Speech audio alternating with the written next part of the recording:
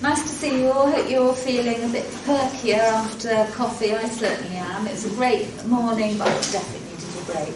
So I'm going to talk a little bit about the experiences of coaching at the University of the West of England in Bristol. I'm going to talk about some points of failure, some small points of success, and how we're going to move it forward from there. So firstly, a question actually to everyone. How many people have been involved in coaching in this room? Yeah, fair few. You might be thinking, well, it depends on the definition of coaching, doesn't it? So, for the purposes of this session, coaching is an enabling process to increase performance, development and fulfilment. Does anyone else? Can I have another show of hands? How many people have been involved in coaching? If you put your hand up first time, great. If you think, having seen the definition, plus or minus? Yeah? Okay. Great, thank you. So, at the University of the West of England, we have focused very much on the enabling process. And I think it does tie in with two things. One, Andy's talk about the convergence and divergence. And also I noted something down from Anne this morning about opportunities for innovation provide a sense of value. So some of the things we've been looking at in coaching is how to move things forward. That might be innovations, it might be things that have got a bit stuck, and how we do that.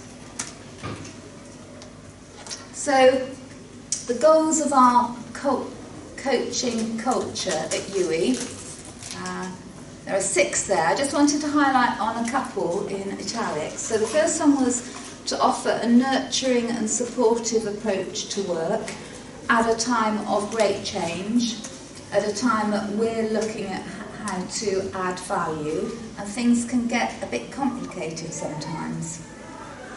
The other one was to enhance one-to-one work with students and staff. So this might be in a face-to-face situation, it might be through our virtual 24/7 online. It might be in terms of one-to-ones with library staff, our annual appraisal reviews, preparing for that throughout the year.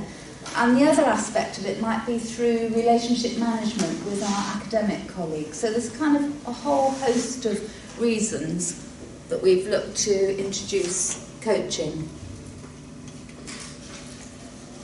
So a little bit about our journey at UWE into coaching.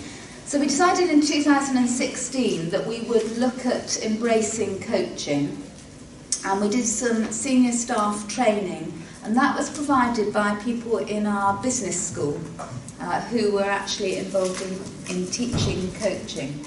We then looked at rolling that out to line managers and facilitated some coaching groups. So I have been part of 3 coaching groups. The first one was with facilitation from the business school, and we use a thing called triads. So there are 3 people, as the word would suggest. There is a coach, a coachee, and then someone who is an observer who takes notes and then feeds back at the end. For the purposes of the training, we also had facilitation from someone in the business school. But the basic principle of the coaching is to use these triads, three people, who each get a turn at either being coach, coachee, or in taking some notes and feeding back. And when they feed back, they might be feeding back on, would you like to reflect on how you asked that question to the coachee, etc. So it is an ongoing iterative learning process.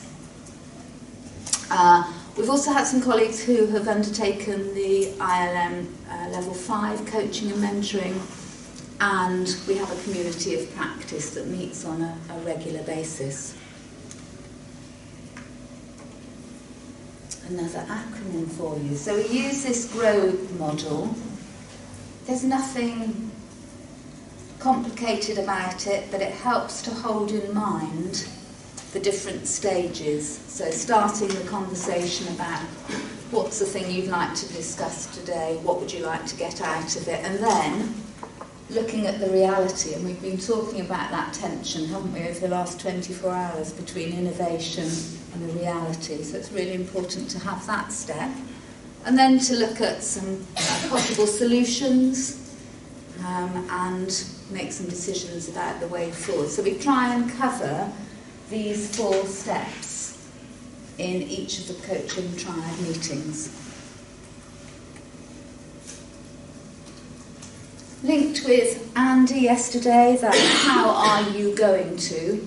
So using open questioning and trying to avoid making suggestions, which can be quite difficult, but trying to put the onus on to the coachee. So some of the things that we've looked at have been around how to engage a particular academic in creating a reading list, how to find time in a particular programme for some embedded academic skills, dealing with different members of staff, and that just enables me to say something about the different ways we've done the triad. So I've been in a family librarian's triad, so that's had a particular look and feel. But also, in terms of health and applied sciences, we've also had different grades working together, and that has brought out some real richness in the tapestry of our interactions. But from the point of failure, people were not happy about having a go at this, because I said I wanted everyone in the health and applied sciences team to participate in a triad. I probably didn't frame that awfully well, but I was really determined and excited that I wanted everyone to experience it, but didn't actually think about how other people might view that. So to kind of move from what could have been a failure to a success, I've prepared a paper. I've got some volunteers to run some triads, and then I've got some people to reflect back on their experiences and to say exactly what had happened without divulging any confidential information. And that really unlocked something, and people could see exactly what was expected of them, how the triad might work, and the benefits.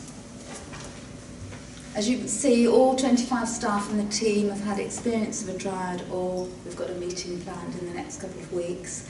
And most of the triads have decided to continue. So these are the triads that are of mixed grades across health and applied sciences. And just a couple of points from a colleague who has participated in one of the triads. She said she started off being really sceptical about how this is going to work. She suggested things that she felt quite safe in discussing initially, and was really pleased at the way that we were open and honest in the feedback, and she next time will bring something maybe which is a bit more exposing rather than a safe topic, because you can see the value of the coaching. Thank you.